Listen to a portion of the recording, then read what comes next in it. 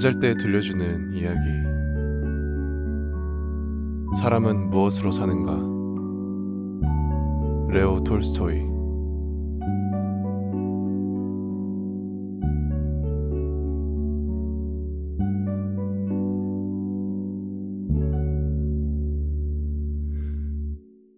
세몬이라는 구두 수선공이 아내와 자식들을 데리고 어느 농가에 새들어 살고 있었다. 그는 집도 땅도 없이 오직 구두를 수선하는 일로만 가족들을 먹여 살렸다. 빵은 비싸고 품삯은 쌌기 때문에 돈을 버는 족족 입에 풀칠하기에도 바빴다. 그에게는 아내와 번갈아 가며 입는 단 한 벌의 외투가 있었는데 그것마저도 낡고 해져서 거의 입을 수가 없게 되었다. 그래서 그는 2년 전부터 양가죽을 사서 새 외투를 만들려고 마음먹고 있었다. 초가을로 접어들자 약간의 돈이 모아졌다.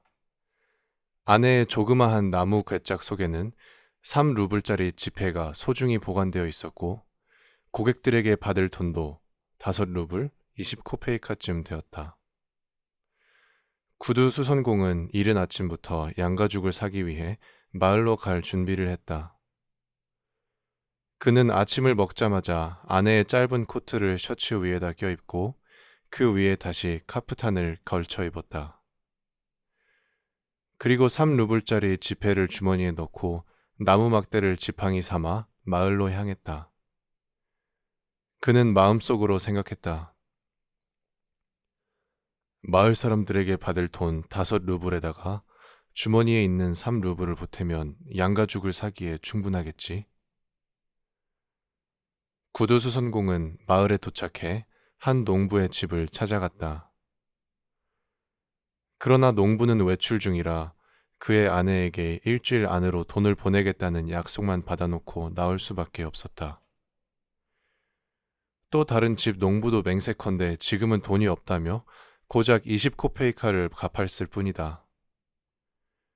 구두수선공은 할 수 없이 외상으로나마 가죽을 사려고 했지만 가게 주인은 절대 그럴 수 없다고 잘라 말했다. 우선 돈을 가지고 오쇼. 그럼 마음에 드는 걸로 줄 테니. 외상값을 받아내기가 얼마나 어려운지 진절머리가 난다니까. 결국 구두수선공은 밀린 수선비 20코페이카와 어느 집에서 털 장화를 수선하는 일감을 맡았을 뿐 헛수고만 하고 그냥 집으로 돌아가게 되었다. 그는 속이 상해 20코페이카로 술을 마셔버리고는 집으로 터덜터덜 돌아가고 있었다. 아침에 집을 나설 때에는 몹시 추운 것 같았는데 술을 한 잔 마시고 나자 양가죽 외투가 없어도 몸이 따뜻했다. 그는 한 손에 쥔 지팡이로 꽁꽁 얼어붙은 땅을 두드리고 다른 손으로는 털 장화를 흔들고 걸어가면서 혼잣말로 중얼거렸다. 양가죽 외투 같은 것 없어도 따뜻하기만 하네. 겨우 한 잔을 걸쳤을 뿐인데 이렇게 열이 나잖아. 그래, 그까지 양가죽 외투 따위 없어도 얼마든지 살 수 있어. 하지만 아내가 가만히 있지 않을 텐데. 골치 아프게 되었군. 빌어먹을. 나는 열심히 구두를 고쳐주는데 이건 콧방귀만 끼고들 앉아있으니. 어디 두고 보자. 이번에도 돈을 안 가져오면 옷이라도 벗겨줄 테니. 해도 너무하잖아. 20코페이카로 도대체 뭘 할 수 있단 말이야. 술 한 잔 마셔버리면 끝인걸. 자기들은 그렇게 엄살을 부리면서 나는 괜찮단 말이야? 지들은 집도 있지만 난 맨몸뚱이일 뿐이라고. 자기네들은 농사를 짓지만 나는 돈을 주고 빵을 사야 해. 빵값만 해도 일주일에 3루블은 있어야 한다고. 이렇게 중얼거리면서 구두수선공은 길 모퉁이의 작은 교회 근처까지 왔다. 그때 교회 뒤쪽에서 무언가 하얀 것이 보였다. 하지만 주위가 이미 어두워졌기 때문에 그것이 무엇인지 분간할 수가 없었다. 저기에 돌 같은 건 없었는데 소인가? 하지만 가축 같지는 않아. 머리는 사람 같은데 너무 새하얗단 말이야. 구두수선공은 좀 더 가까이 다가갔다. 그제야 그 물체가 또렷이 보였다. 그런데 이상한 일이었다. 사람이 분명한데 죽었는지 살았는지 벌거벗은 알몸으로 교회 벽에 기대 꼼짝도 하지 않는 것이었다. 구두 수선공은 갑자기 무서운 생각이 들었다. 누군가 이 남자를 죽인 후 옷을 벗기고 여기에다 버린 게 틀림없어. 근처에 얼쩡거리다간 나중에 무슨 변을 당할지 알 수 없는 일이야. 그는 못 본 채 하고 발걸음을 돌렸다. 교회 모퉁이를 돌아서자 그 남자의 모습은 더 이상 보이지 않았다. 그런데 얼마쯤 가다가 뒤돌아보니 그 남자가 몸을 일으켜 바라보고 있는 것 같았다. 구두수선공은 더럭 겁이 났다. 다시 가볼까? 아니야. 괜히 다가갔다가 무슨 변이라도 당하게 되면 저 사람이 누군지도 모르잖아. 좋은 일로 저렇게 버려져 있을 리도 만무해. 어쩌면 내가 가까이 오기를 기다렸다가 갑자기 달려들어 목을 조를지도 모르지. 설사 그런 일이 생기지 않는다 해도 성가신 일을 당할지 몰라. 그렇지만 저 벌거숭이를 어떻게 하지? 내가 입는 옷을 몽땅 벗어줄 수도 없고. 하느님, 제발 이곳을 무사히 지나가게 도와주소서. 구두수선공은 걸음을 재촉했다. 하지만 교회를 거의 다 지나자 양심의 가책을 느끼기 시작했다. 그는 길 한복판에 멈춰서서 중얼거렸다. 세몬, 그럴 수가 있니? 사람이 저렇게 곤란에 처해 있는데 슬그머니 지나가 버리다니. 내가 무슨 부자라도 돼서 가진 돈을 몽땅 털릴까봐 그러니? 그건 옳지 않아. 구두수선공은 발길을 되돌려 그 남자 쪽으로 갔다. 세몬이 다가가 살펴보니 그 남자는 젊고 건강해 보였으며 얻어맞은 흔적 같은 것은 보이지 않았다. 다만 추위 때문에 몸이 얼어붙은 데다가 겁에 질려 있었다. 그는 벽에 기대앉은 채 세몬은 쳐다보려고도 하지 않았다. 고개를 들 기운조차 없는 모양이었다. 세몬이 옆으로 바짝 다가서자 남자는 그제야 고개를 들고 세몬을 쳐다보았다. 젊은 남자와 눈길이 마주치자 세몬의 모든 두려움은 사라졌다. 세몬은 털 장화를 땅바닥에 내려놓고 허리띠를 풀러 장화 위에 놓고는 급히 카프탄을 벗었다. 자, 이걸 입으라고. 세몬은 젊은이를 일으켜 세웠다. 일어선 모습을 보니 훤칠한 키에 몸도 깨끗했으며 팔과 다리에는 상처 하나 없고 얼굴은 온화해 보였다. 세몬은 옷을 입히고 난 후 그를 다시 앉히고 털 장화를 신겼다. 이만하면 됐겠지? 자, 다리를 펴고 움직여 보라고. 몸이 따스해지도록 말이야. 그런데 걸을 수는 있겠어? 젊은 남자는 생각했던 것보다 힘들지 않게 잘 걸었다. 길을 걸어가면서 세몬이 물었다. 그런데 자넨 어디서 왔나? 저는 이 고장 사람이 아닙니다. 나도 그렇게 생각했네. 이 고장 사람들은 내가 거의 다 알고 있거든. 그런데 내 말은 어째서 이곳에 와 있냐는 거야. 더구나 교회 모퉁이에 그런 몰골로 말이야. 그건 말씀드릴 수 없습니다. 봉변이라도 당했나? 아닙니다. 하느님께서 내리신 벌을 받은 겁니다.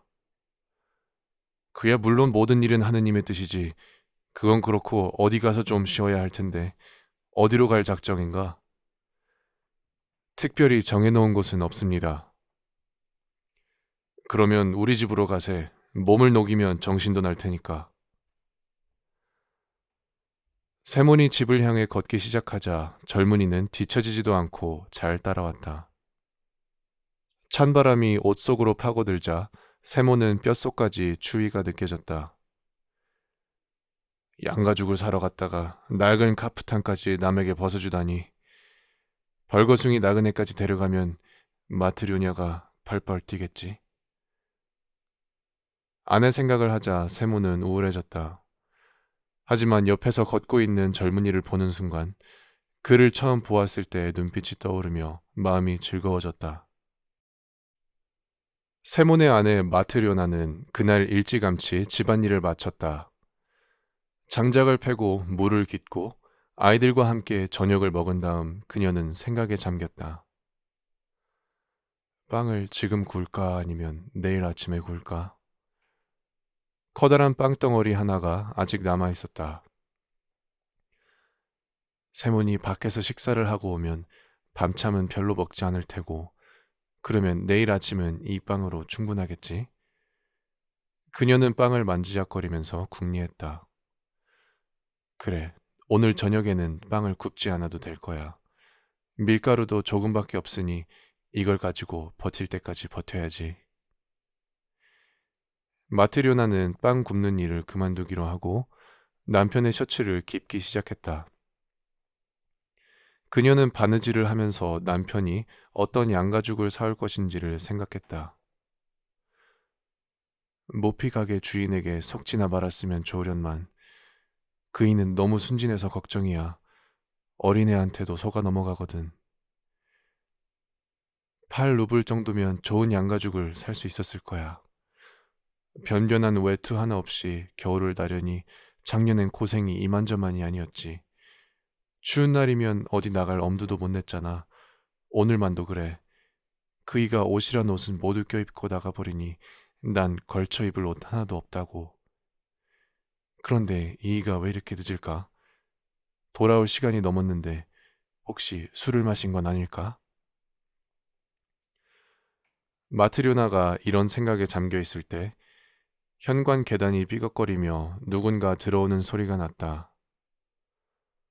바늘을 옷감에 꽂고 밖으로 나가보니 두 사나이가 들어서고 있었다.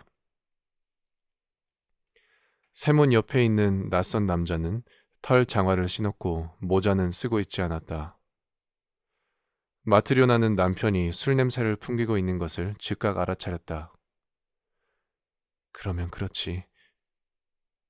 남편이 카프탄을 입지 않고 여자용 코트만 걸친 채 빈손으로 서서 희죽 웃고 있는 모습을 보자 마트료나는 화가 치밀었다. 그 돈으로 몽땅 술을 마셔버렸군. 이런 형편없는 건달하고 말이야. 게다가 뻔뻔스럽게 집에까지 데리고 오다니. 마트료나는 어쨌든 두 사람을 안으로 들어오게 했다. 그런데 자세히 보니 이 낯선 남자가 입고 있는 카프탄이 바로 자기네 것이 아닌가. 그는 외투 속에 셔츠도 입지 않았고 모자도 쓰고 있지 않았다. 방 안에 들어온 젊은이는 가만히 서서 움직이거나 고개를 들려고도 하지 않았다. 마트료나는 생각했다.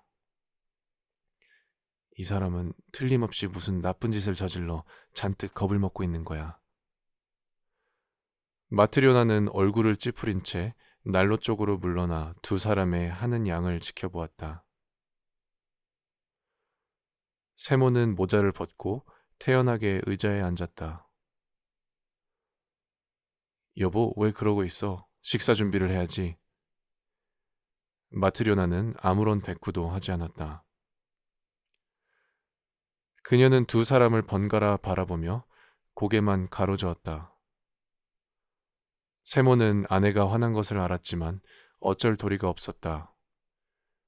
그는 남자의 손을 잡으며 말했다. 자, 앉게. 저녁이나 들자고. 낯선 사내는 의자에 앉았다. 여보, 먹을 것 좀 없어?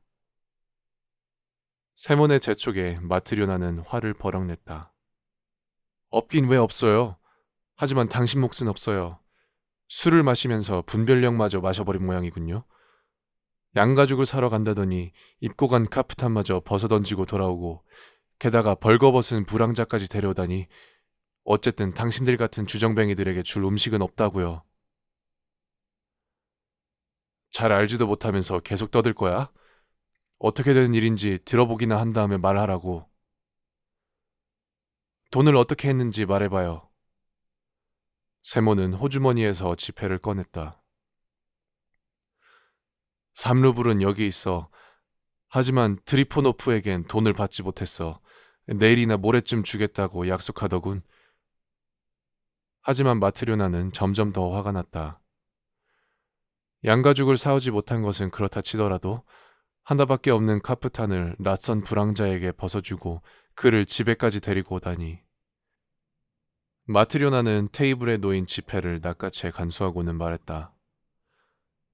아무튼 저녁은 없어요. 주정뱅이들까지 챙겨 먹일 순 없다고요. 여보, 말 좀 조심해서 하라니까. 우선 이 사람의 이야기를 들어보자고. 얼간이 주정뱅이 말은 들어 뭐해요. 사실 말이지, 난 처음부터 당신 같은 주정뱅이와 결혼할 생각이 없었어요. 어머니가 주신 옷감들도 모두 술값으로 써버리더니 이젠 양가죽 살 돈까지 목구멍에 들이붓고 와요? 세모는 술은 20코페이카 어치밖에 마시지 않았다는 것과 어떻게 해서 젊은이를 데리고 오게 되었는지 설명하려고 애썼다. 하지만 마트료나는 쉴 새 없이 떠들어대며 세몬이 말할 틈을 주지 않았다. 그러더니 세몬에게 달려들어 그의 옷소매를 움켜잡았다. 내 코트나 돌려줘요. 하나밖에 없는 옷을 빼앗아 입고는 뻔뻔하게. 정말 못난 인간이야. 차라리 내가 죽어버리는 게 낫지. 세몬이 코트를 벗고 있는데도 마트료나가 그것을 세게 잡아당기는 바람에 솔기가 부지직 뜯어졌다. 마트료나는 코트를 낚아채 입고는 밖으로 나가려다가 문득 걸음을 멈추었다. 그녀는 화가 나긴 하지만 그 젊은 남자가 도대체 누군지 알아내야겠다고 생각한 것이다. 마트료나는 그 자리에 선 채로 말했다. 만일 이 사람이 제정신이라면 겨울에 알몸으로 돌아다니진 않았겠죠. 어디서 이 남자를 데려왔는지 말해봐요. 아까부터 그 말을 하려던 참이야. 집으로 돌아오는 길에 이 사람이 벌거벗은 몸으로 교회 옆에 쭈그리고 앉아 있는 것을 보았어. 벗고 있을 만한 날씨가 전혀 아닌데 말이야. 하늘이 도와서 나를 이 사람이 있는 대로 데려가 주셨기에 망정이지. 그렇지 않았더라면 이 사람은 얼어 죽었을 거야. 나로서는 선택의 여지가 없었어. 이 젊은이에게 무슨 일이 있었는지 모르지만 어쨌든 내 외투를 입히고는 집에까지 데려온 것이지. 제발 그렇게 화만 내지 마. 그것도 죄를 짓는 거야. 마트료나는 말대꾸를 하고 싶었지만 낯선 젊은이를 보자 말문이 막혔다. 그는 의자 끝에 걸쳐 앉은 채 꼼짝도 하지 않았다. 두 손을 무릎 위에 모으고 고개는 떨어뜨린 채 두 눈을 감고 이마를 찌푸리고 있었을 뿐이다. 세몬이 다시 말했다. 마트료나, 당신에겐 하느님도 없소? 이 말에 마트료나는 낯선 젊은이를 흘끗 바라보았다. 그 순간 그녀의 가슴 속에는 동정심이 일었다. 그녀는 방구석에 난로 옆으로 가서 저녁을 준비했다. 테이블 위에 잔을 놓고 크바스를 따른 뒤 빵을 내놓으며 그녀가 말했다. 식사들 하세요. 세모는 젊은이를 식탁 쪽으로 슬며시 밀며 말했다. 어서 앉게. 세모는 빵을 잘게 썰었고 두 사람은 곧 식사를 시작했다. 마트료나는 테이블 한쪽 구석에 앉아 손으로 턱을 괸 채 젊은이를 바라보았다. 그녀는 어느새 그가 가엾게 생각되어 돌보아 주고 싶은 마음이 생겼다. 그 순간 젊은이의 얼굴이 갑자기 밝아지더니 찌푸렸던 표정도 사라졌다. 그는 마트료나를 바라보고 미소를 지었다. 식사를 마치자 마트료나는 테이블을 정리한 후 그에게 궁금한 것들을 묻기 시작했다. 당신은 어디서 왔죠? 저는 이 고장 사람이 아닙니다. 그러면 왜 길에 쓰러져 있었죠? 그건 말할 수가 없습니다. 당신이 입고 있던 옷은 누가 벗겨갔나요? 저는 하느님께 벌을 받았습니다. 그래서 벌거벗고 쓰러져 있었단 말인가요? 네, 벌거벗은 채로 쓰러져 얼어 죽을 뻔했지요. 마침 당신의 남편이 저를 발견하고는 불쌍히 여겨 카프탄을 벗어 입혀주고 털 장화를 신겨 이렇게 집에까지 데리고 온 것입니다. 게다가 이곳에 오니 아주머니께서는 먹을 것과 마실 것을 주었습니다. 틀림없이 하느님께서는 두 분께 보답을 해주실 겁니다. 마트료나는 조금 전에 입고 있던 세몬의 낡은 셔츠를 가져다가 낯선 남자에게 주었다. 또 속바지도 찾아서 건네주었다. 이거라도 입고 어디든 누워서 좀 자도록 해요. 젊은이는 카프탄을 벗고 셔츠와 속바지를 입고는 침대 위에 누웠다. 카프탄을 집어든 마트료나는 등불을 끄고 난로가의 남편 곁으로 갔다. 마트료나는 카프탄을 덮고 눕기는 했지만 잠이 오지 않았다. 젊은이의 일이 좀처럼 머리에서 떠나지 않았던 것이다. 그가 마지막 빵을 먹어버려 내일 먹을 빵이 없다는 사실과 그에게 셔츠와 속바지를 주어버린 것을 생각하면 몹시 우울했다. 하지만 그가 미소 짓던 것을 생각하자 또다시 가슴이 뭉클해지는 것이었다. 마트료나는 오랫동안 잠을 이루지 못했다. 세몬도 잠을 이루지 못하고 연신 카프탄 자락을 끌어당겼다. 이봐요, 세몬. 왜 그래? 남은 빵을 다 먹어버렸으니 내일은 어떻게 하면 좋을지 모르겠어요. 이웃에 사는 마라니아 아주머니에게서 좀 구워올까요? 그래, 그게 좋겠군. 어떻게든지 삿입에 거미줄이나 치겠어? 그런데 말이에요. 저 사람은 나쁜 사람 같지는 않은데 왜 자기 신분을 밝히지 않을까요? 말 못할 사정이 있겠지. 세몬, 참 이상해요. 뭐가? 우리는 늘 남에게 베풀고 사는데 왜 우리에게 베푸는 사람은 아무도 없을까요? 세모는 뭐라고 대답을 해야 할지 몰랐다. 그 문제는 다음에 이야기하기로 하고 이제 그만 자자고. 세모는 그렇게 말하고는 돌아 누워 곧 잠이 들었다. 다음 날 아침 세모는 일찍 잠이 깨었다. 아내는 이웃집에 빵을 꾸러 가고 없었다. 어젯밤에 데리고 온 낯선 남자는 의자에 앉아 천장만 바라보고 있었다. 그의 표정은 어제보다 훨씬 더 밝아 보였다. 이봐 젊은이, 배는 먹을 것을 원하고 몸은 입을 것을 원하니 무언가 벌이를 해야지. 자네는 무슨 일을 할 줄 아나? 아무것도 할 줄 모릅니다. 뭐든 해보겠다는 마음만 있으면 돼. 배워서 하면 되니까. 다들 일을 하니 저도 해보겠습니다. 그런데 자네 이름이 뭔가? 미하일이라고 합니다. 이봐 미하일, 자네는 신상에 관한 이야기는 하고 싶지 않은 모양인데 그건 아무래도 좋네. 하지만 밥벌이는 해야지. 내가 시키는 대로 일을 하면 밥은 먹여주겠네. 괜찮은가? 고맙습니다. 열심히 일을 배우겠습니다. 무엇이든 가르쳐 주십시오. 세모는 실을 손가락에 감아 실꾸러미를 만들기 시작했다. 별로 어려운 일은 아니야. 잘 보라고. 미하일은 자세히 들여다보더니 금방 배워 실을 꼬았다. 이어 세모는 실에 초를 칠해 뻣뻣하게 만드는 법을 가르쳐 주었다. 미하일은 이것도 금방 익혔다. 다음으로는 뻣뻣한 실로 가죽을 꿰매는 법을 가르쳐 주었는데 이것도 이내 익혔다. 미하일은 세몬이 가르쳐 주는 일마다 쉽게 터득하여 사흘째부터는 모든 작업 과정을 능숙하게 해낼 수 있었다. 그는 쉬지 않고 일했으며 조금밖에 먹지 않았다. 집 밖에 나가는 일도 없었고 쓸데없는 말을 하거나 농담도 하지 않았다. 심지어 웃지도 않았다. 미하일이 웃었던 것은 이 집에 처음 오던 날 저녁 마트료나가 저녁을 대접하던 순간뿐이었다. 어느새 1년이란 세월이 흘렀다.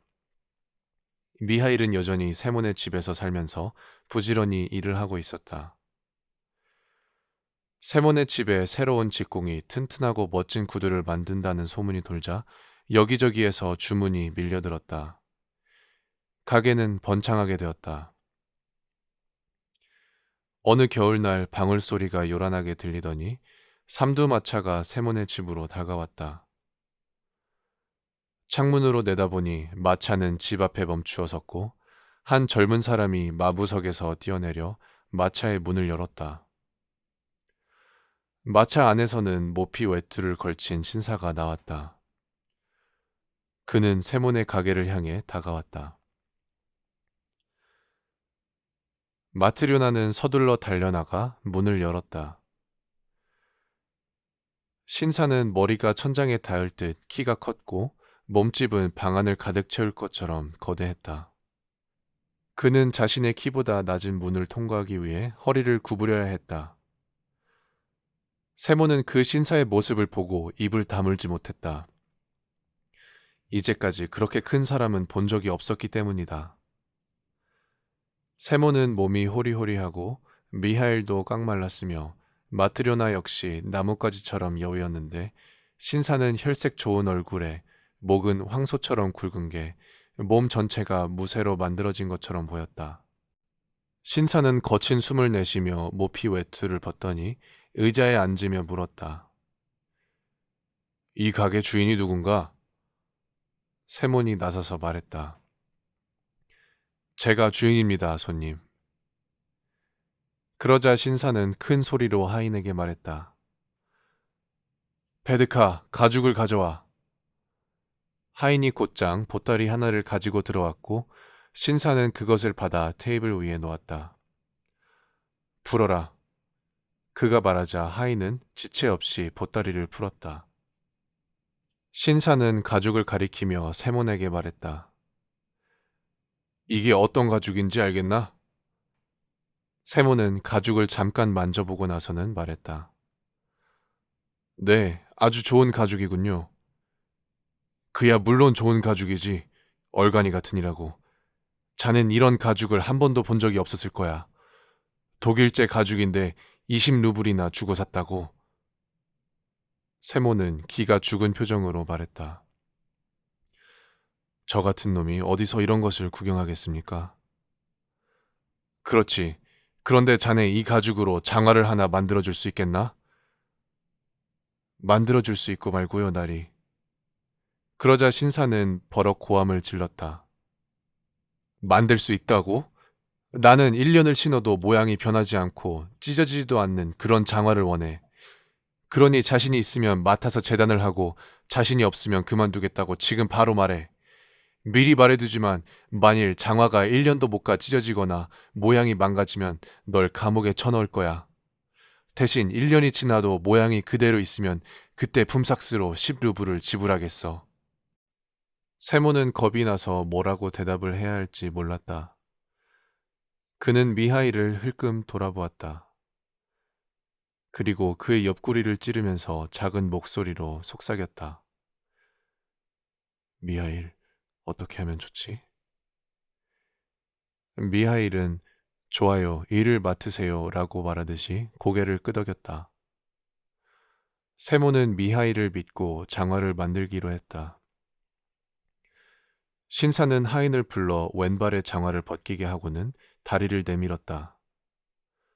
어서 치수를 재게. 세모는 50cm의 길이로 종이를 잘라 바닥에 펼쳤다.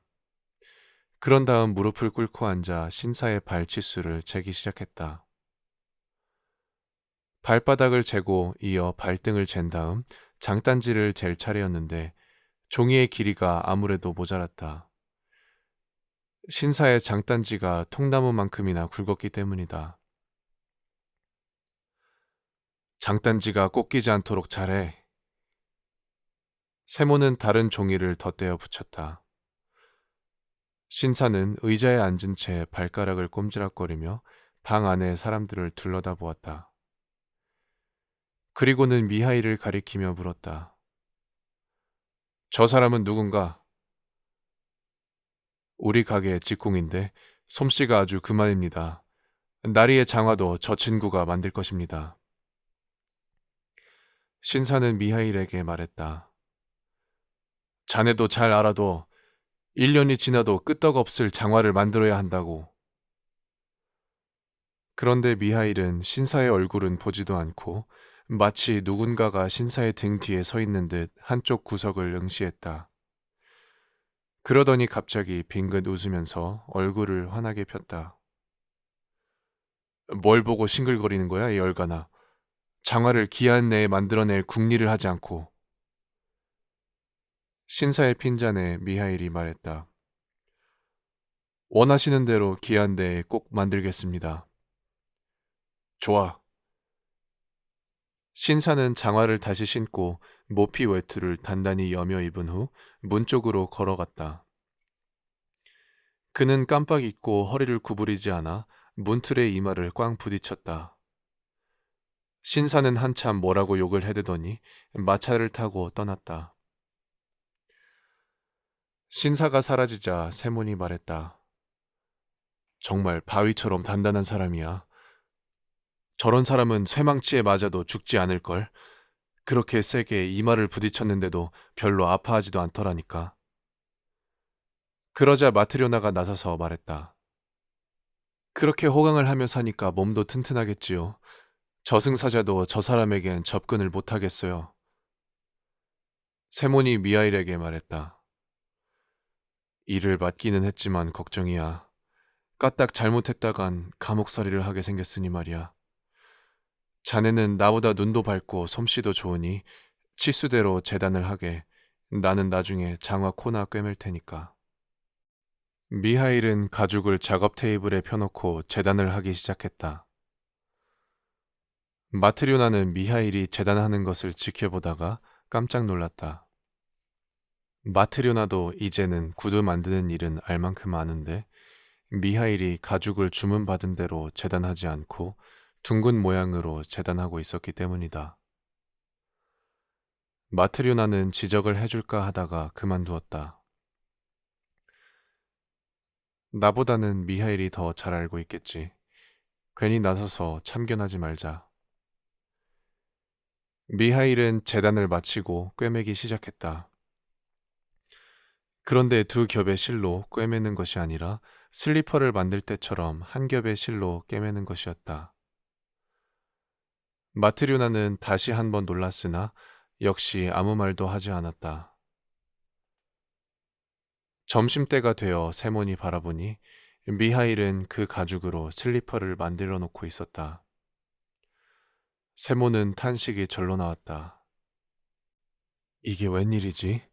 우리 집에서 1년을 일하면서 단 한 번도 실수를 하지 않은 미하일이 중요한 때에 엄청난 실수를 저지르다니. 손님은 장화를 주문했는데 슬리퍼를 만들었잖아. 이제 손님한테 뭐라고 변명을 하지? 이런 비싼 가죽은 구할 수도 없는데. 세모는 떨리는 목소리로 말했다. 이보게, 도대체 어떻게 된 건가? 나를 감옥에 쳐넣을 작정인가? 손님은 장화를 주문했는데 자네는 도대체 무엇을 만들어 놓은 건가? 그때 누군가 문을 두드렸다. 문을 여니 아까 그 신사와 같이 왔던 젊은 하인이었다. 주문한 장화 때문에 심부름을 왔습니다. 장화가 필요 없게 되었어요. 나리께서 갑자기 돌아가셨거든요. 뭐라고요? 나리께서 댁으로 돌아가는 길에 마차 안에서 돌아가셨어요. 마차가 집에 도착해 내려드리려고 팔을 잡는 순간 곡식 자루처럼 툭 아래로 쓰러지셨죠. 나리의 몸은 이미 돌처럼 굳어 있었어요. 마님께서는 곧바로 저를 이리 보내며 말씀하시길 장화는 더 이상 필요 없게 되었으니 그 대신 죽은 사람에게 신길 부드러운 슬리퍼를 만들어 달라고 하셨어요. 그래서 이렇게 급히 달려온 겁니다.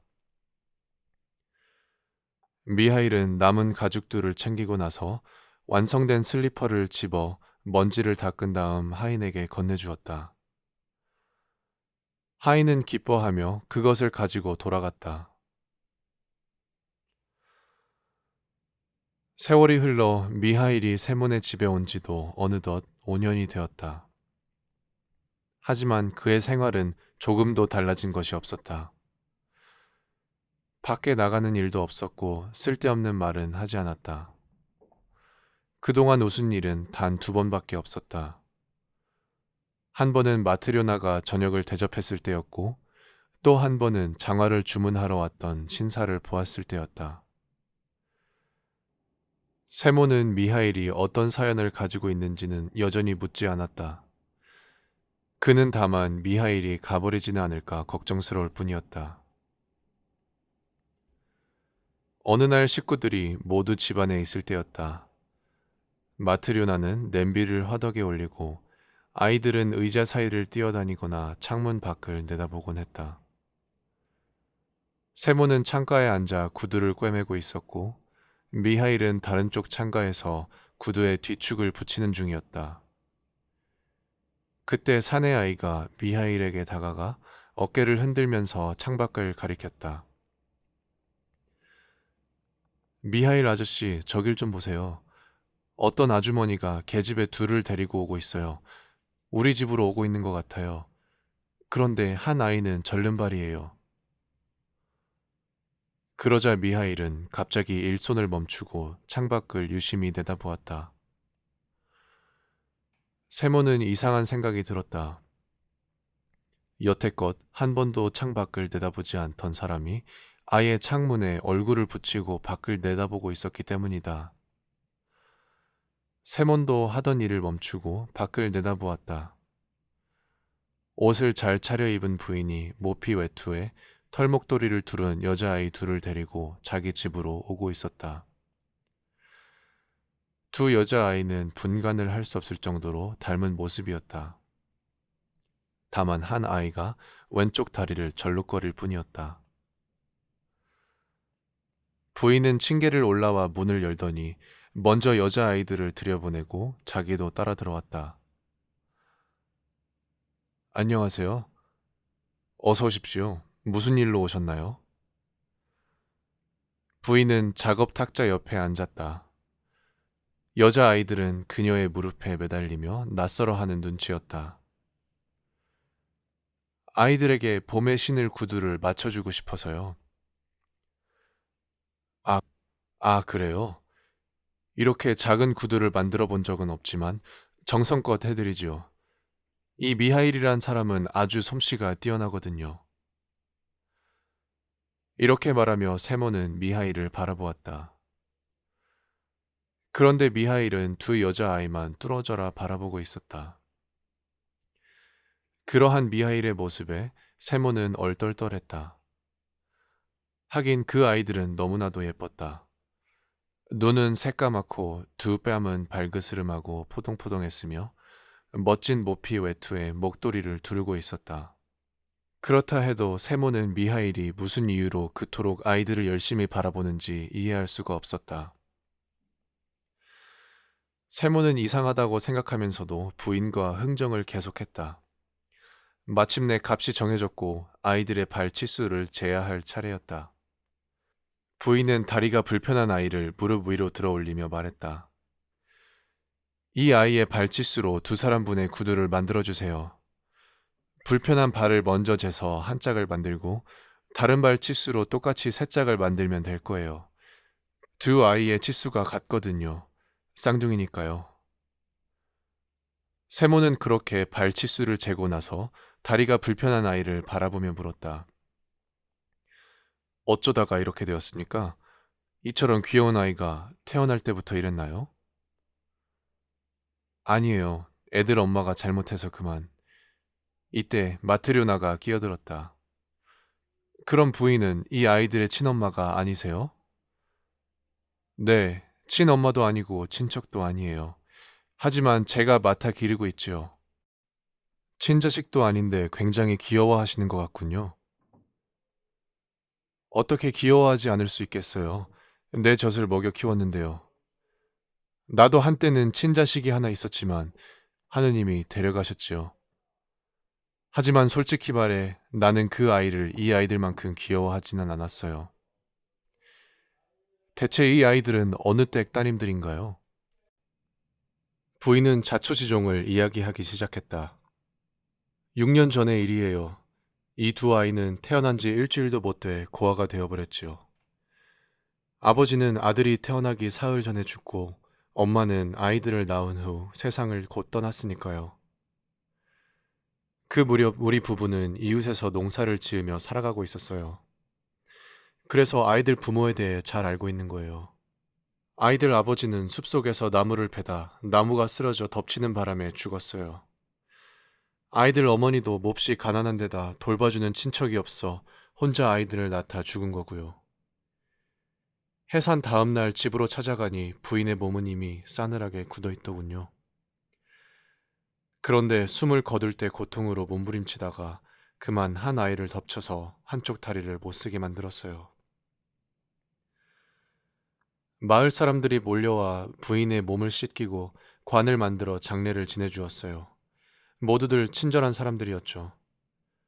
그러나 갓 태어난 아이들이 문제였어요. 정말 난처한 일이었죠. 그때 마을에서 젖을 먹일 수 있는 사람은 나뿐이었어요. 나는 태어난 지 8주째 되는 아들이 있었거든요. 어쩔 수 없이 제가 당분간 아이들을 맡기로 하고 집으로 데려왔죠. 나는 내 아이와 두 여자아이, 이렇게 세 아이를 젖을 먹여 키웠어요.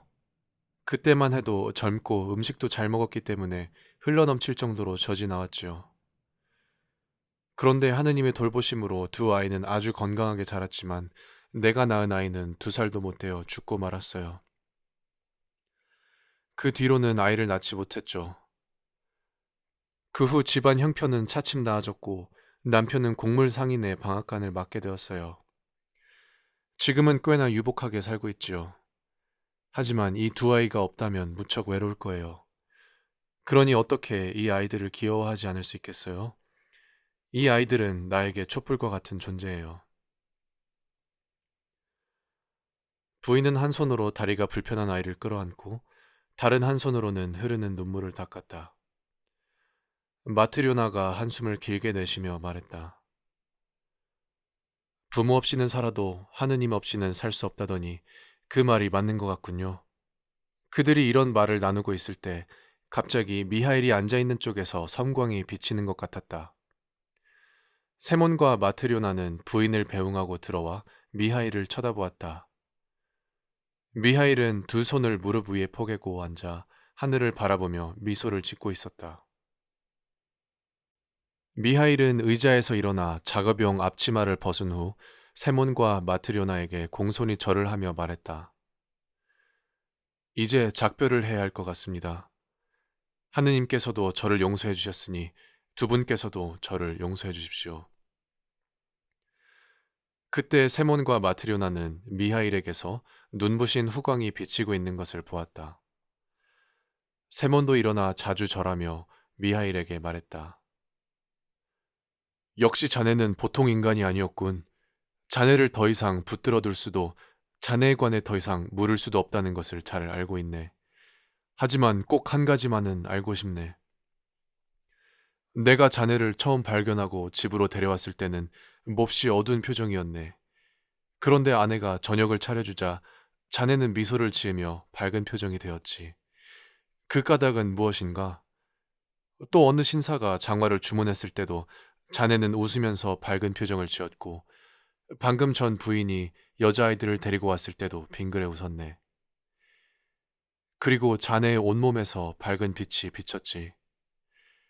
미하일, 왜 자네에게서 빛이 나며 왜 3번 미소를 지었는지 그 이유를 들려주게나. 그러자 미하일은 비로소 말을 하기 시작했다. 제 몸에서 빛이 나는 것은 하느님께서 내리신 벌을 받고 있다가 이제 용서를 받았기 때문입니다. 또 3번 미소를 지은 것은 하느님께서 말씀하신 3가지 진리를 발견했기 때문입니다. 첫 번째 진리는 아주머니께서 저를 불쌍히 여겨 보살펴 주셨을 때 깨달았지요. 그래서 웃었던 거예요. 두 번째 진리는 부유한 손님이 장화를 주문했을 때 깨달았습니다. 그래서 두 번째로 웃었던 겁니다. 그리고 방금 전 두 여자아이를 보았을 때 3번째 진리를 알게 되었고 그래서 미소를 지은 것입니다. 세몬이 다시 물었다. 그런데 미하일, 어째서 하느님이 자네에게 벌을 내리셨나? 그리고 하느님의 3가지 진리란 무엇인지 알고 싶네. 하느님께서 벌을 내리신 것은 제가 그분의 명령을 따르지 않았기 때문입니다.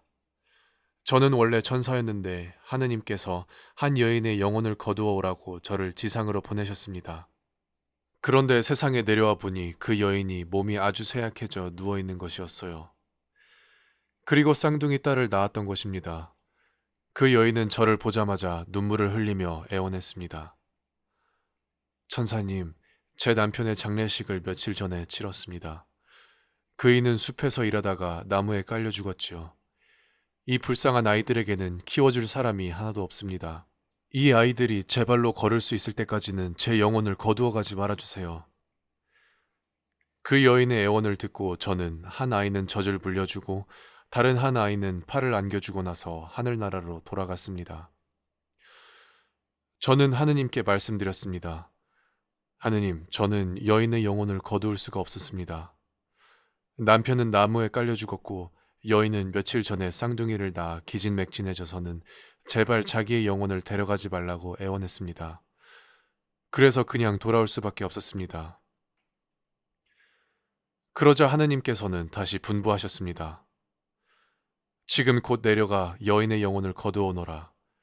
그러면 너는 세 가지 진리를 발견할 것이다. 인간의 내면에는 무엇이 있는가? 인간에게 허락되지 않은 것은 무엇인가? 인간은 무엇으로 사는가? 이 세 가지 진리를 알게 되는 날, 너는 하늘나라로 돌아올 수 있을 것이다. 저는 다시 인간 세상으로 내려와 그 여인의 영혼을 거두었습니다. 영혼이 떠나는 순간 시신이 침상에서 떨어지면서 한 아이를 덮쳐 그 아이가 한쪽 다리를 못 쓰게 되었습니다. 저는 그 여인의 영혼을 하느님께로 데려가려고 하늘로 올라갔습니다. 그런데 갑자기 강풍이 불어와 제 두 날개를 부러뜨렸습니다. 그래서 그 여인의 영혼만 하느님께로 가고 저는 지상으로 떨어진 것입니다. 세몬과 마트료나는 자신들이 먹이고 입혔던 사람이 누구인지 알게 되자 두려움과 기쁨으로 눈물을 흘렸다. 저는 혼자 벌거숭이가 된 채 들판에 버려졌습니다. 인간이 된 저는 몹시 추웠고 배가 고팠습니다. 하지만 어떻게 해야 할지 알 수가 없었습니다. 그때 들판 가운데 하느님을 섬기는 교회가 있는 것을 보고 그곳으로 갔습니다. 문이 잠겨 있어 교회 뒤편에 앉아 있었지요. 배고픔은 더욱 심해지고 몸은 꽁꽁 얼어붙어 견딜 수가 없었습니다. 그때 사람의 발소리가 들려왔습니다. 그는 털 장화를 든 채 제가 있는 쪽으로 오면서 혼자 뭐라고 중얼거렸습니다. 가만히 들어보니 이 추운 겨울을 어떻게 날 것인가, 어떻게 처자식을 먹여 살릴 것인가를 걱정하고 있는 것이었습니다. 그는 저를 발견하긴 했지만 얼굴을 찡그리고 무서운 표정을 지으면서 그냥 지나쳤습니다. 나를 구해주리란 희망을 가졌던 저는 곧 실망을 하고 말았지요. 그런데 그 사람이 다시 제게로 돌아오는 소리가 들렸습니다. 저는 그의 얼굴을 보고 놀랐습니다. 조금 전의 얼굴에는 죽음의 기운이 서려 있었지만 다시 돌아온 얼굴에는 인자한 하느님의 그림자가 어리어 있었기 때문입니다. 그는 입고 있던 옷을 벗어 제게 입혀주고는 저를 자기 집으로 데리고 갔습니다. 그의 집에 도착하자마자 한 여자가 사나운 말을 하기 시작했습니다. 그 여인은 남자보다 훨씬 무서운 얼굴이었습니다. 그녀의 입에서는 죽음의 도끼가 뿜어져 나와 저는 숨조차 쉴 수가 없었습니다. 그러나 남편이 하느님에 대해 이야기를 하자 그녀는 금세 태도가 바뀌었습니다.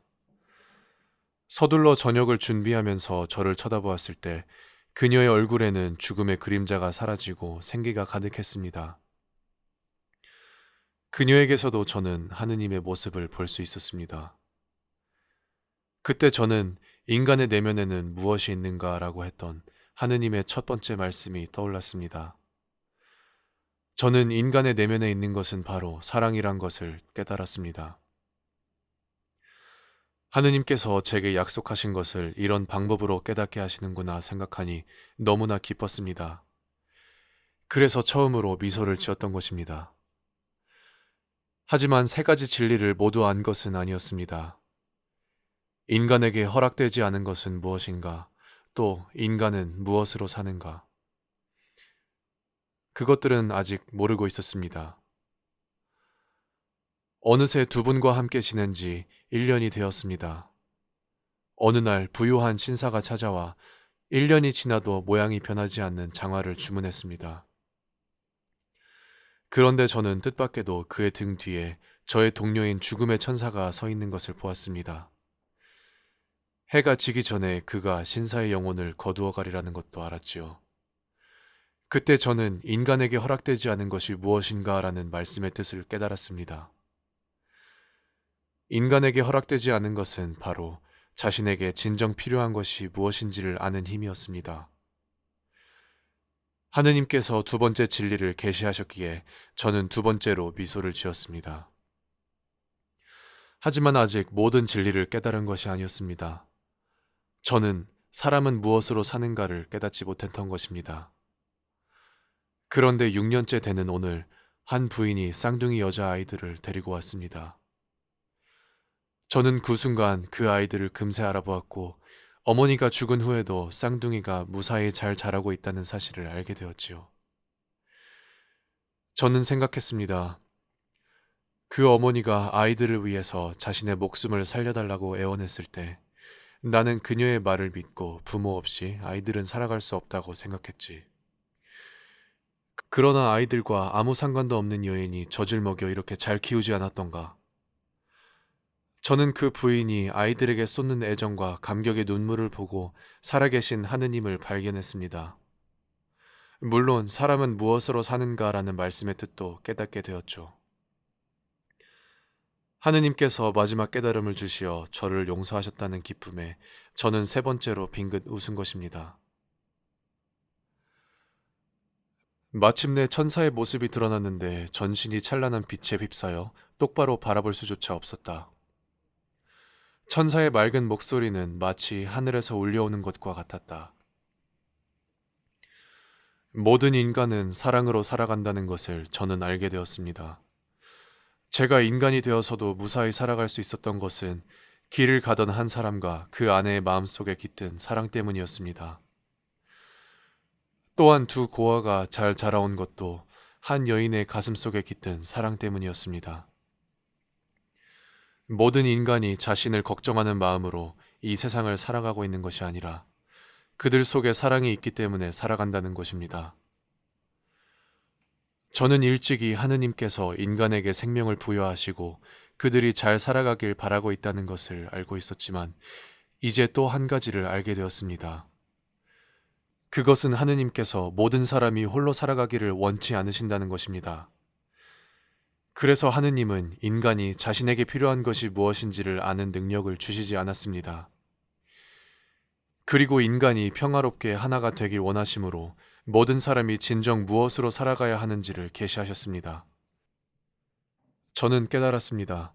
사람들이 자기 자신을 걱정함으로써 살아갈 수 있다는 것은 착각일 뿐, 진실로 인간은 사랑에 의해 살아간다는 것을 말입니다. 사랑이 가득한 사람은 하느님 속에서 사는 사람이고, 하느님은 바로 그 사람 안에 계시는 것입니다. 하느님은 사랑이시기 때문입니다.